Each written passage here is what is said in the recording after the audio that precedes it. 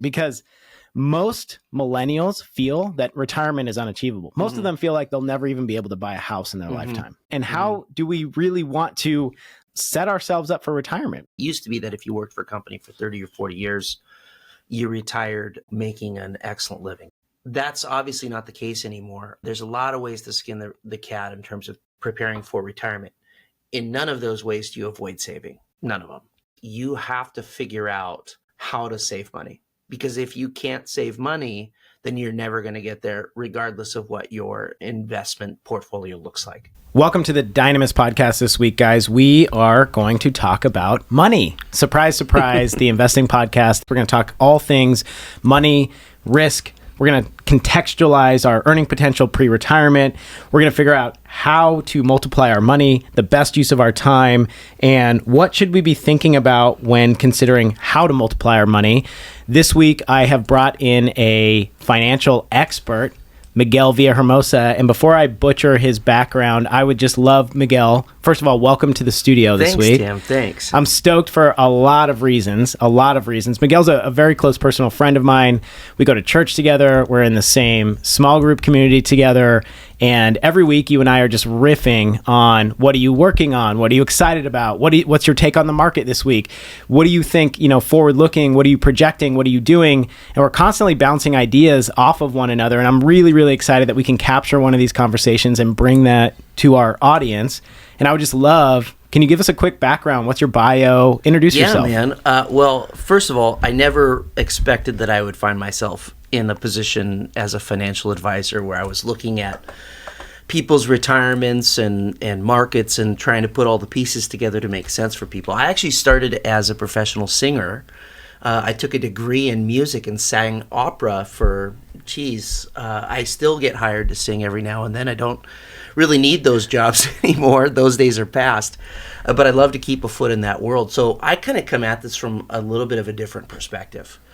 I consider myself very, very pragmatic as an entrepreneur, and in my approach to how should funds be managed, I'm not like, there's the old adage that if you're a carpenter, then every problem looks like a nail and every solution looks like a hammer. And if you're a plumber, then, you can solve every problem with a wrench and a pipe.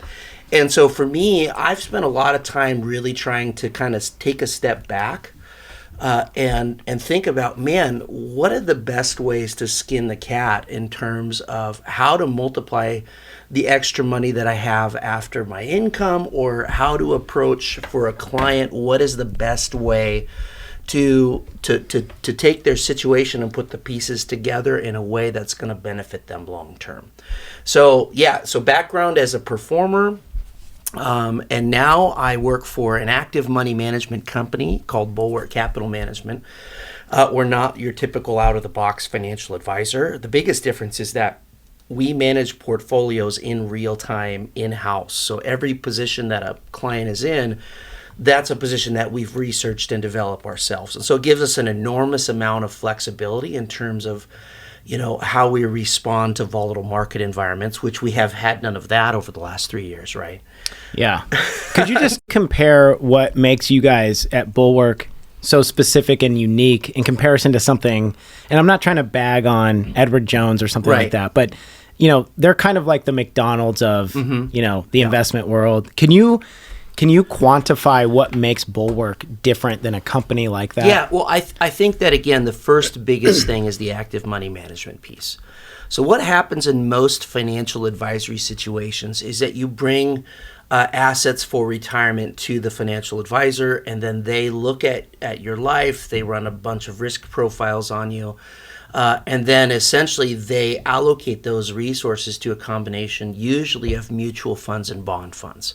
So traditionally that looks like a 60-40 split between stocks and bonds.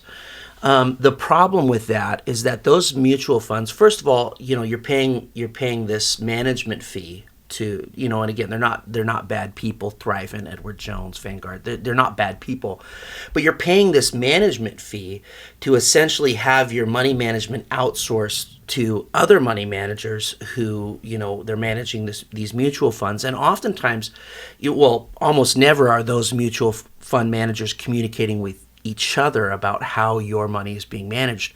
So what happens when you kind of pull back the lid on a lot of these mutual funds is that client will be in 6, 7, or 8 different mutual funds. They pull back the lid and they realize the mutual funds oftentimes are holding very, very similar positions. So, people will say to me frequently when we're doing an intake on a new client, they'll say, it just feels like all my mutual funds go up and down at the same time. And I go, well, yeah, because it's the same stuff that's in all of them. Yeah. Right. And the whole idea of having these various diversified allocations is to not be in a situation where everything goes up and down at the same time. Right. So what we do is we're like a mutual fund. All of the positions, like we have a trader, our trader sits, just on the other side of the hallway from me. He manages all of our funds in real time. When we see something coming down the pipe, that could be scary, the analogy I like to use is say, we're not wizards. We don't have a crystal ball. We don't claim to. But we are weathermen. And it makes sense that when there's clouds on the horizon that you put the cover on the boat, you pull in the patio furniture. And that's what we do for our clients. We don't see a ton of value in that 60-40 mutual fund, bond fund investing model. The reason is because essentially you're getting the same as market performance. So usually you're underperforming the market when it's performing well, and usually you're taking heavy losses when it's performing poorly. And to our way of thinking is, well, geez, why don't you just cut out the middleman if essentially you're just going to get market performance anyway? Fire your financial advisor, your traditional financial advisor, go to Vanguard, buy yourself, 60% of your portfolio in an SPY fund and put the other 40% in a PIMCO total bond return fund. And you've got the exact same thing that you have right now, except for you're not paying $1.50 to have it managed on a yearly basis. Right. More cash in your pocket. More cash in you just juiced your performance and are essentially taking the same amount of risk. Miguel, so I know you very intimately and we have a personal relationship, but for the audience who doesn't know you and doesn't know your persona, I'm going to lay a little groundwork for the audience really quickly. And that is that you are a very humble individual. And the truth is that Bulwark has been doing exceptionally well through a very volatile market cycle. Right. And I know that you're not one to just come out and say, hey, look, here's our track record in comparison to other firms. But please enlighten the audience on your performance through this last cycle. Yeah, well, I would say that the biggest thing is, what are we trying to accomplish as money managers? Because, a lot of people will ask us, what's your next best stock pick? And they're kind of surprised when they discover that, we spend probably 90% of our time trying to figure out how to avoid loss for clients, right? So the performance conversation can always be interesting because it depends on when you start and where you put the goalposts on either side of that. Where are the bookends? Where's the beginning of the story and the end of the story? Traditional financial advisors will say, hey, dead people perform the best in the market. You just let your money sit forever, and eventually you're gonna do 7.5% a year, right? And they're right, but the problem is that, like for example, from the year 2000 to the year 2022, the market did about a 7.5% return, right? It fell off really hard after the dot-com bust, and most people don't realize is it pretty much traded sideways for 13 years. Right? So yeah, they're right. If you leave the money in for 20 or 30 years, you're going to get this annualized return. It's going to be okay. But the reality is that if you retired in the year 2000 and started taking, that traditional 4% draw, you were pretty much out of money by 2017. Really, because of the way that the market traded sideways and the fact that you were having to pull that income. And that's all a precursor to say, so what we're setting out to do is we're setting out to make sure that our clients are never in a position where they call us and they're 20% down because, dot-com bust, 0809 financial crisis, COVID announcement, March of 2020, that sort of thing. So just to give you some context, and again, we're talking about average clients here. Every allocation's different, and that's a big difference between us and a lot of the box stores. But most of our clients, on the heels of the COVID announcement, March of 2020, that was the most volatile market crash that we've had since the Great Depression. We lost 36.5% in the S&P 500 in 5 days, right? It was an incredibly emotional and difficult time for investors. Our clients at the time, when the market was down 36.5%, our clients were down an average of 5.5%. Simultaneously. Now that's across the landscape of all of our investments. Right. Okay. Right. Now, what do you give in up? comparison to down 36%? Yeah. And this is what you're talking about is you're not a wizard, but you are like a weatherman, and you could see what's on the horizon. Let's cover the patio furniture. Let's prepare for the storm. Right. We didn't know what was going to happen. We didn't. But, we were on the phone. Our analysts were, working overtime to talk with people all over the world to look at and see, man, what are going to be the impacts of this situation? This is kind of an unprecedented deal in many ways for us in modern financial times. So we didn't know what was going to happen. But, and again, this is something that's very different from us and your average box, is we were repositioning clients in real time. We were hedging using inverse ETFs and treasuries, all kinds of things, basically to make it so that our clients didn't get kicked in the teeth when everybody else was. And what you find as an experienced trader is that one aspect of trading, making sure that you don't take heavy losses when the market is falling off steep, that is probably the biggest long-term performance deal in terms of juicing long-term performance for clients. I guess a question that I would have in pushing back against what you're saying is, I listen to a lot of, analysts and economists and investors. Yeah. And, the overwhelming theme of people that I aspire to emulate always talk about staying invested. Yes. Right? And you can't realize gains if you're not actively invested in the market. And if you pull funds or you're sitting on cash, then what you're essentially doing is timing the market. You're projecting when you think the highs are going to be, when you think the lows are going to be, and that could very quickly turn into gambling. I was just out the other day, and a friend of mine was talking about day trading, and I had brought up some very, Googleable facts about day trading performance, right? And it's less than 1% of day traders have ever made any profit. And then if you compare that to just letting your cash ride in an index fund, like you were talking about, the S&P 500, there's never been a day trader to outperform an index fund. And then on top of that, excuse me, on top of that, if you look at the individual breakdowns of these index funds, it's like one or two companies that go on a run during, a quarter or half a year or 1 year that bring up the performance of the entire fund. And so, from an outside perspective, somebody like me who isn't as knowledgeable as you, I don't know anything. I give my money to an expert and I try to educate myself. But, from the outside, looking at these equities, looking at bonds, it seems to me like just the raw data supports, put your money in something that performs and leave it there over time. How are you hedging against these steep losses when you're forecasting and looking at the weather? Yeah. How are we? Well, there's different strategies. We run multiple portfolios in-house. Yeah. But let me just back it up and deal with the core of your question. Okay. Yeah. If you're not paying for somebody to help you know when to do what in the market. Okay. Then what are you paying for when you pay a financial advisor?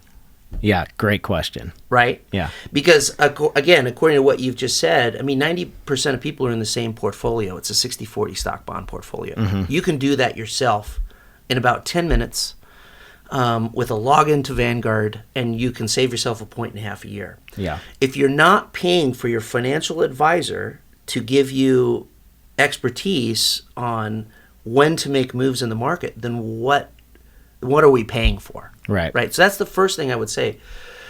The second thing I would say is, again, the market is like this big ocean, and there's people who sail it well and people who don't, right? We have a very clear track record of people who have been very successful investors over long periods of time. So clearly there is an expertise that is associated with better performance. Right. I would totally agree with you on the day trading side. I think that technical analysis and and ins and outs and option strategies, your average person is just going to get slaughtered doing that. What we do is we stay invested in most of the time in certain portfolios, but we are essentially taking short positions and hedging our portfolio neutral. That's very interesting. Yeah. So what happens is, and again, it doesn't happen the same way every time because we don't use options or margin for our clients, right? That's a hedge fund thing. We don't do that. But what happens is essentially we hedge our portfolios neutral in moments when we think that the waves are going to get big, and then if we're taking a loss on the value stock side or the long-term stock side, that loss is being made up for by the short positions, right, which are increasing in value, which we're constantly selling to dollar cost average into our stock positions.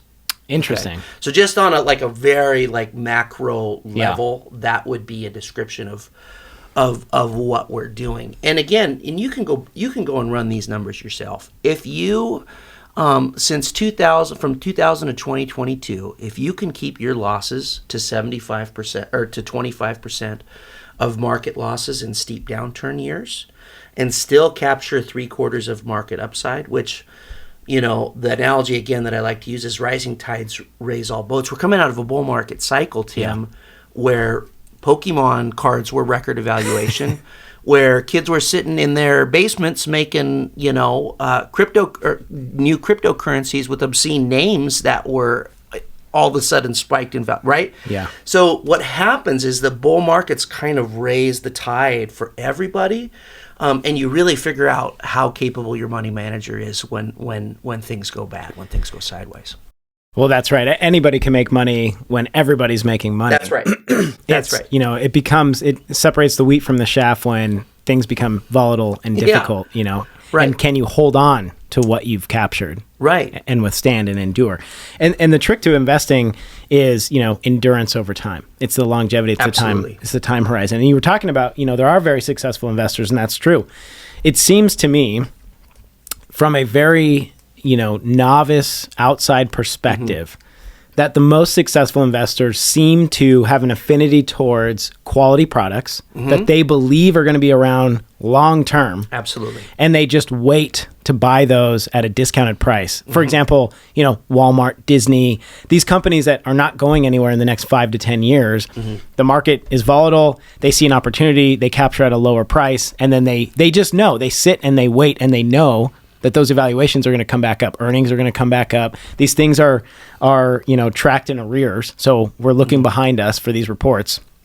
And it seems like the people that make the most money, excuse me, they're just buying quality products that they believe in and that they're going to be here for a long time, and they're buying them at a good value. Right. That's like the Druckenmiller deal of, buy things that make sense to you. Yeah. And I'm a real value investor at heart. So, to me, companies that are doing a great job on a ground level, on a cash basis, their debt, they're keeping their debt down, their cash flow's great.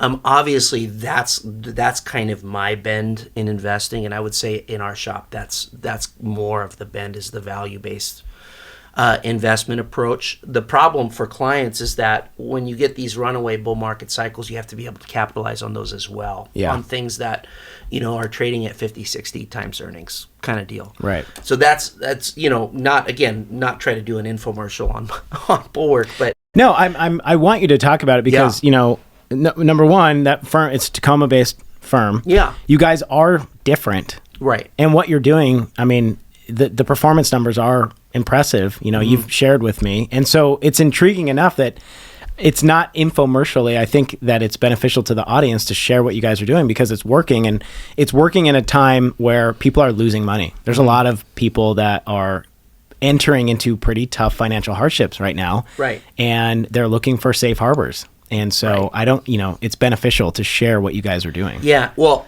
I guess then all I would say is that's why we run both portfolios. Is one is more of a value-based portfolio. The other one is more of a momentum portfolios. We design a series of algorithms that run in two directions, and they give us buy and sell signals for things that we probably wouldn't be looking at because we're more value investment focused just as a shop. Right. Yeah. So our analysts kind of look at the macro. They're looking at, inflation data and all kinds of stuff. We have some really smart guys working for us.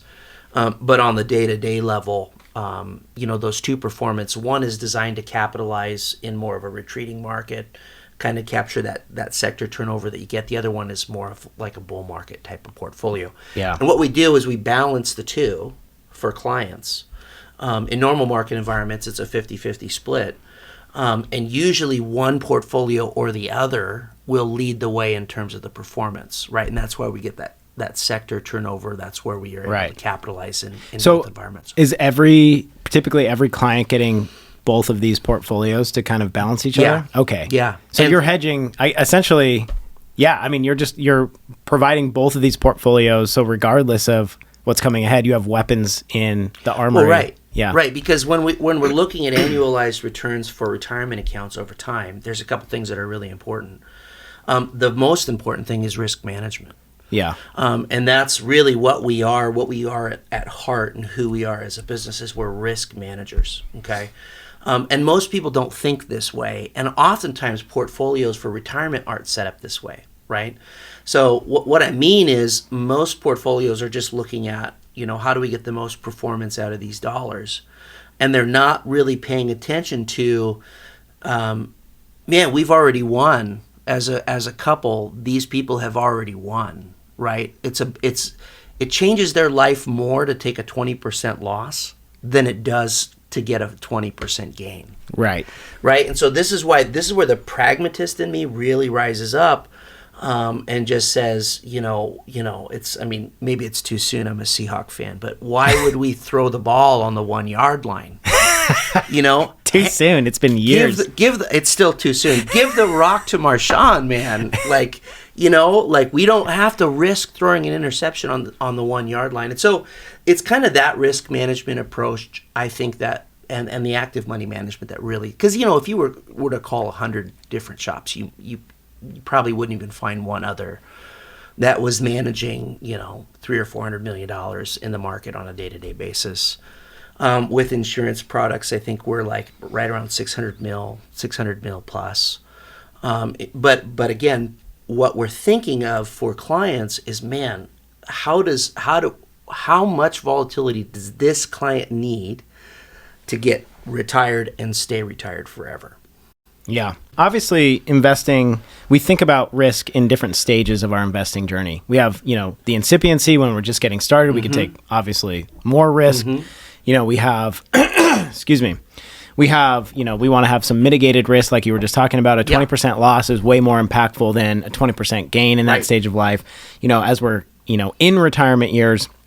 And then we have this middle ground of the hustler, the entrepreneur, the person with the side hustle, and so I guess, how should we be thinking about this retirement era through these stages? Like, what should we be doing to set ourselves up? What should we be mindful of? What do we want to be paying attention to? How does our risk mitigation change throughout that journey? And then we were really talking about, how to multiply our money through this process and the use of our time. Mm-hmm. I'd love to dig into that. Yeah. So first of all, I think that people, again, going back to the every problem looking like a nail to the carpenter, right? I think it's really important to take a step back and to consider our own goals and skill sets when we're, looking at retirement and how to multiply our funds.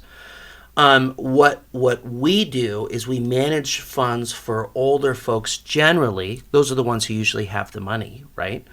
Who don't want to do it themselves, who don't want to start new real estate projects, who don't want to try to trade their own portfolios, that kind of thing, right? And so for that person, a conservative, low volatility 8 to 9% annualized return over year is great.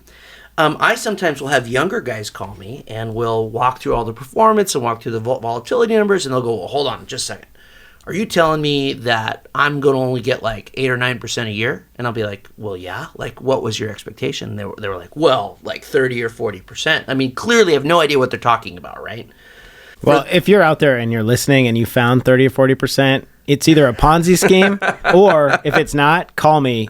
Just contact me on this podcast because I would like to sign up for that as well. Well, the reality is that you can get those kind of returns if you're the right kind of investor with the right skill set, investing in the right thing at the right time. Right. That's a lot of things, though, that have to go right. Right. And we certainly shouldn't, in a long term, from a long-term perspective, that shouldn't be our expectation moving forward. So the analogy that I like to, or what I like to say to younger investors, or my friends even who approach me, who might be in their 30s or 40s, and say, well, yeah, 8 or 9%, but I could do this over here and do much better. And I say, well, first of all, it's a lot easier to multiply smaller amounts of money than it is larger, right? So if I have $5,000 and I want to turn it into 10, I mean, there's a lot of ways to do that. And it's probably going to take a long time to do that in the stock market, but I could probably do that very quickly, buying and selling cars, or going to, thrift stores and reselling on the internet, like the Gary Vee deal, right? And so I think that's the first thing we got to look at is how much money are we trying to multiply here? Because if you've got 10 or 20 grand, then, and you have any kind of hustle bone in your body, right, then you will probably be able to get a better return on that money than I will in the stock market.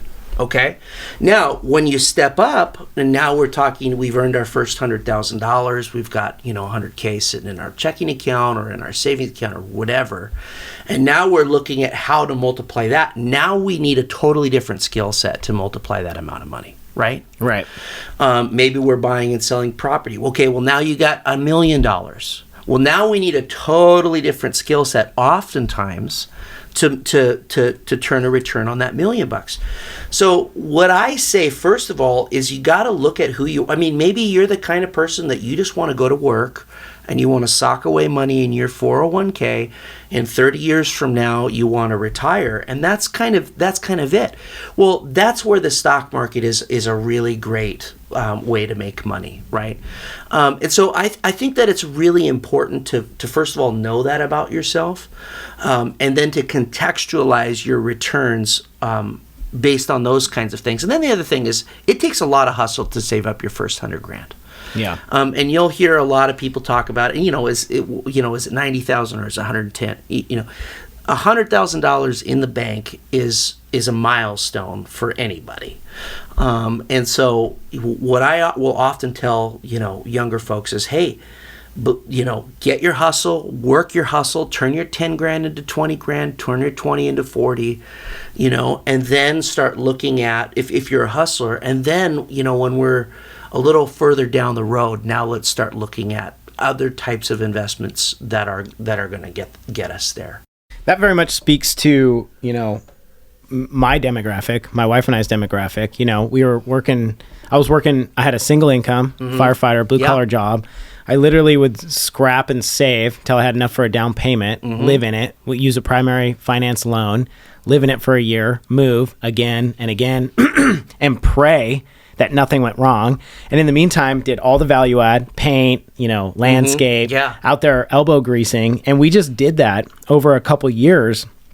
And, fortunately, that hustle and that continuous progress ended up, you did better than 8 to 9%. Oh yeah, being fruitful. That if you think about the return, now we took a lot of risk. Right. Okay, a lot of people. That was all of our money, and we saved and scrapped until we had just enough for a down payment, put it into an asset that appreciated. We could take the tax write-offs, the depreciation, right? And we're getting equity growth, and we're getting rents when we move out, we're renting it out. But just doing that, scrapping, taking all the risk, having no reserve funds, and staying the course, that turned into a couple $1 million over, a couple years. But now we're at a point where I'm looking at the horizon, and I'm like, okay, I'm not done, but I also, I still want to take moderate risk, but I feel, I don't want to say I feel scarcity or scared, but I'm more calculated on the types of risk I'm taking now, because now I have something to defend. Right. Again, I think that it's really important and this is where risk management really comes into play, and really what we're talking about is risk-adjusted returns, right? So in other words, yeah, you can take a wild gamble. I mean, for goodness sake, you could walk down to the EQC and drop 40 grand on black and double your money. Yeah. And honestly, in terms of a risk-adjusted return, for what you get for what you risk, like, it makes sense in some ways, right? But that's not what we're after. And like you said, the more we have, the more defensive we get in terms of our approach to investing. And the more important it is that we become defensive as well, because now we're not in this like building phase. We're in this like, we need a steady growth. Yeah. If we can earn 8, 9, 10% a year on a couple $1,000,000, and we don't have to take a bunch of risk and spend a bunch of time. Yeah. Then now we've bought back, because the other thing that people don't take into account in this whole equation is sweat equity. Sweat equity is expensive, Tim. It's expensive on your family, for your kids, for your wife, for your own personal state of mind. I mean, that's sweat equity. I mean, that's a big investment that people often discount. Oh, totally. I mean, we're still in the season of sweat equity in this house. And I've shared with you multiple times just in this last year, the sleepless nights, the stress, and you're 100% right. That sweat equity is not free. Right. So when all of a sudden, you get to a spot where you can hand a portfolio over to somebody and not have to do anything, and they're going to earn you an annualized 8 to 9%, or there's a reasonable, a very reasonable level of confidence that that's what's going to happen. It starts to look more attractive the bigger the balance gets on the retirement portfolio. For the sake of where the audience is right now, the overwhelming majority tend to be between 22 and 37-ish to 40. I got a piece of advice for these people. Okay, yeah. And so these are people who are in the heat of the hustle, okay? This is their highest earning potential years, right? They're in it. They're working, they're investing. And a lot of the newer, I don't want to say younger generation, millennials, which are now in their 40s, right? I'm a millennial, I'm 35. I think the youngest millennial is 27, something like that. Millennials, I don't know if you've seen any statistics on millennials, but less and less millennials are putting value on traditional investing vehicles like stock market, things like that. Well, it's because they live through this crazy real estate cycle. Well, think about just my lifetime alone, how many economic crashes I've seen through major, economic firms, Wall Street, the real estate crash of 2008. My life cycle, I think, has had 3 or 4 major catastrophic events. And so the people in my demographic, they're investing in things like, cryptocurrencies, emerging wine markets is up and coming. Real estate is supreme. NFTs. Art. Yeah. And you're seeing less and less people in my demographic putting money into the stock market. And so I would love if you could really focus in and speak to that audience, that demographic of what should we be focusing on during our highest earning potential years? How should we be spending our time, right? And how do we really want to logically balance risk and set ourselves up for retirement? Because most millennials feel that retirement is unachievable. Most of them feel like they'll never even be able to buy a house in their lifetime. Yeah, well, I would say, first of all, that, a lot of things have changed in the market. Pensions aren't nearly what they used to be. It used to be that if you worked for a company for 30 or 40 years, you retired, making an excellent living. Like, this is like my dad. He worked, put his time in at the school district. Retirement day came, and he was in a great spot when he retired. That's obviously not the case anymore. I would say that there's a lot of ways to skin the cat in terms of preparing for retirement. In none of those ways do you avoid saving.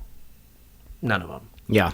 So the first big thing is you have to figure out how to save money. Because if you can't save money, then you're never going to get there, regardless of what your investment portfolio looks like. So I'd say that it's saving. It's about also, learning to take calculated risks when opportunities present themselves, which I think is a huge, a lot of people miss that. A lot of people miss, they just don't have the mentality of like, what does it look like for me to calmly evaluate an opportunity and then make a decision about what to do next, right? Right. And so I think that there's a combination of things at play here, especially for millennials. In terms of the stock market, it's like any other investment. If you save a bunch of money and you're careful about what you do, then the returns will be there. Whether it's, I would say owning your own home at some point, although I don't feel like it's a good time to buy right now. You and I may disagree a little bit about this. Ding, ding. We're going to get into this one, huh? Yeah. Well, no, we don't have to get into this. But No, I know. I mean, real estate is the safest form of leverage, Yeah. and I'll give you that all day long. Yeah. But I think that, what millennials should be thinking about is how to maximize their work. I think oftentimes too, I see younger people get tripped up in the passion conversation. And we've talked about this as well. We have. You can make your passion your career. At some point, it's gonna look and feel like work. I think in a lot of ways, maturity is learning to enjoy the things that you have to do anyway. Right. And so I feel like, a calm conversation for somebody about like, man, what am I good at? I maybe don't feel super passionate about this thing, but I know I can make money doing X. I think a lot of people will kind of fly right by that opportunity. Or just, man, like, I don't know if I could be passionate about that, but man, there's this opportunity in front of me, and I'm going to jump into that. And so I think that's one thing that I have done well in my own life, is to make calculated jumps when the moments were right, and now I work for a great company. I have a very large book by, most people's standards who are in the industry. Book of business for those listening. Yeah. And it's mostly because, I'd love to say it's because I'm just the smartest guy in the room. But it's mostly because I saw a better mousetrap. I saw somebody who was doing something that was really unique, and I took a leap and learned something new. Well, and without a doubt, like, your submission to the Lord is like, is admirable. And it would be a mistake to say that, God's hand on your life hasn't, without a doubt, there's been divine intervention in where you are today. For like sure. The Lord has No guided question. you wonderfully. But yeah, it is impressive, from an opera singer at Pepperdine to what were you doing in South America? I used to work for mining companies. I'm a longtime commodities guy. Yeah, to roofing companies, to now capital management at Bulwark. The point you were just making, though, I think it perfectly comes to it perfectly coalesces with my counter to saving money, and that is that I think the better strategy is to just figure out how to make more of it. Mm-hmm. Because a lot of people, let's say they're working a lower class job where income is very, very limited, and there's no upward mobility. Right. They're making a low hourly wage. They're barely paying their living expenses. Right. They have, what are they saving? $50 a month, $100 a month. Right. I talk to people all the time that I ask them, what's your savings plan? Their goal is to save $50 a month. Wow. And I'm thinking to myself, okay, homeownership is almost impossible because at $50 a month, it's going to take you 10 years to save up a down payment. And oftentimes, and I'm not trying to sound arrogant, but oftentimes a better strategy is to just go solve a bigger problem because our pay is in direct proportion to the size and the scope of the problems that we solve. There's no question. There's no question. And oftentimes it's just, I know it sounds arrogant, and I'm not trying to sound arrogant, but it's easier to go make more money than save more money. I agree. Well, it depends on where you're at. Totally. Right. In America, in the United States of America. And especially in the situation that you're talking about. If you are having to really like tighten the belt to save $50 a month, you need a different job. Totally. And in today's world, with so much free information online, so many platforms, literally hustling garage sale items, you can figure it out. You can make a 6-figure income doing that. Absolutely. I don't think Gary Vee is wrong. I freaking love thrift stores and garage sales, to a shocking degree.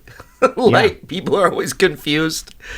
But yeah, there's so much value to be found that there's so many opportunities for people to get to a place where they're not having to 100%. And there's free resources to learn how to do it. And if you're not saving at least 20% of your income every month, towards your future, unfortunately, like with the rate of inflation and, the devaluing of our currency, you're just going to be left behind. And I'm not trying to freak you out, but I do want the audience thinking about this, because if you don't have positive control and intimate knowledge of your finances, where you're going, what you're doing, you're going to wake up one day and it's too late. And the secret to investing is time in the market. And so if you're not making enough money to save, then start making more money. And there's a lot of pathways to do that. Yeah. I don't think you're wrong. It's one of those things where, we have to know ourselves. We have to know what our strengths and weaknesses are. And then we have to be objective about our situation as well. Like, again, I talk to people all the time and I say, listen, you just need to make a change. Yeah.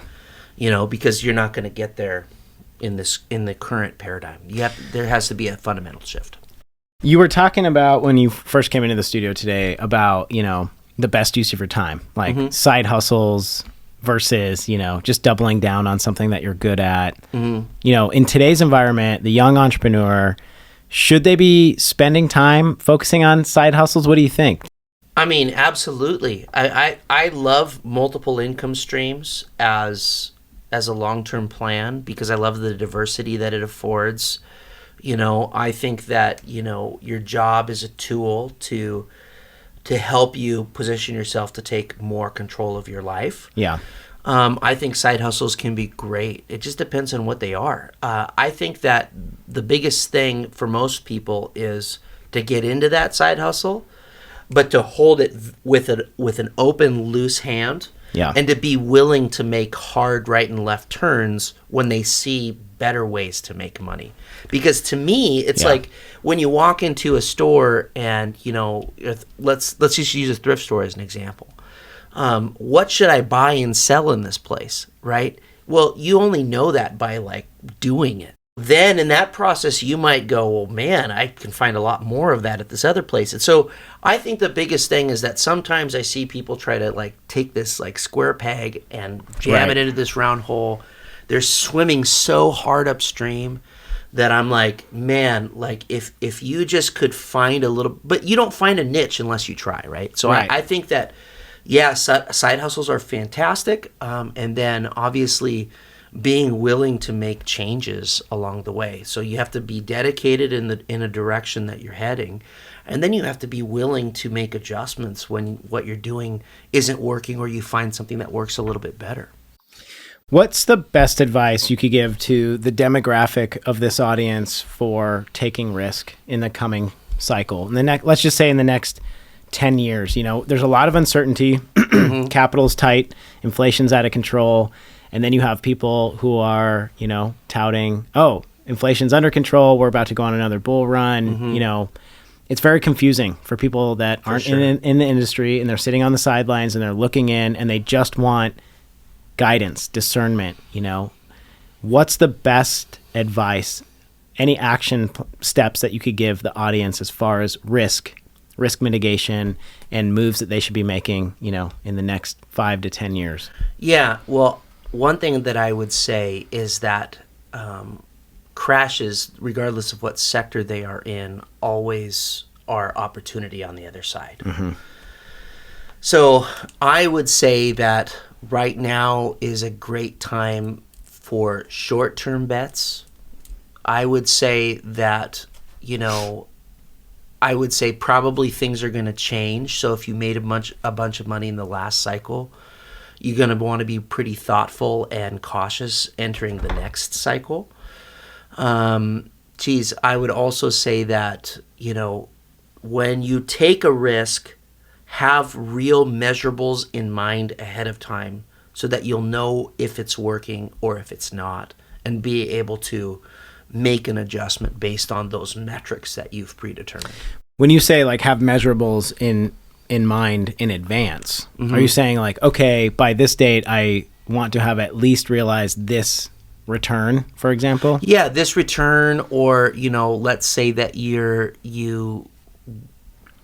to me, now is not a time to get into a long-term lease, any kind of retail space. But let's say that, you're thinking about starting something and you've committed to yourself, I'm going to put X amount of hours a week into this side hustle. I think that's really important too, to kind of have these measured investments of your own time and resources, and then say, here's the return that I will have expected to see after 6 months or a year. Mm-hmm. And then if you're not getting that, be really clear and honest with yourself, right? Don't link this side hustle to like your value as a person. Be objective about it.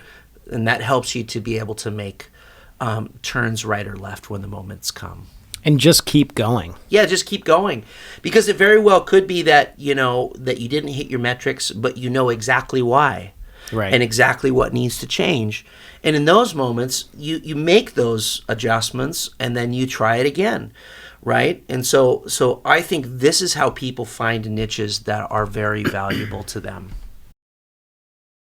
For everybody listening, this is the first episode of a mini series that we're going to do, and I'm just dropping this on Miguel right now. So his face is looking a little bit surprised. But we actually, in the very near future, maybe even episode 2 in a 2-part series here, we're going to talk about this really cool project that him and I have been working on in combining the power of a reverse mortgage and putting the funds from that reverse mortgage into some pretty powerful investment tools to carry you through retirement. And that is going to speak more towards our older demographic in this audience group. I'm really excited to have that episode in the future for you guys. So stay tuned for that one. And on top of that, Miguel and I, we go to these lunches and they're really special. We sit down, we commune, we break bread. And then inevitably we debate, the market. And it always turns into Miguel telling me why he's bearish on real estate. And then of course I rebuttal and counter with, yeah, but you're not considering X, Y, Z. Anyways, they're really fruitful conversations and they're always really fun. And I think it would be a really fun conversation to have on the podcast at some point. Yeah. Just our back and forth banter. I think, not to rebut, but we're just in a really interesting time right now. We are coming out of an era of really cheap money. We've had the fastest interest rate increase that we've ever seen, and that is in the process of really shifting everything that we're looking at right now. And so one of the things we'll talk about on the next podcast is why I think that laddered treasury investment is a real opportunity right now, and that has to do with interest rates as well. Same thing that's, I think, in some ways harming commercial real estate, especially on the office space side. But we don't have to get into that. I'm doing a little teaser there. I would love to. Unfortunately, I'm going to have to cut you off for this episode here. Right, so that will be a follow-on episode. I'm going to put all of Miguel's contact information in the show notes. Make sure you scroll down. And while you're there, go ahead and take 30 seconds and give us a review. Like, share, subscribe. That would be greatly appreciated. I'm going to put Miguel's email address, contact information in the show notes below, and keep your eye out for a follow-on episode. Catch you all on the flip side.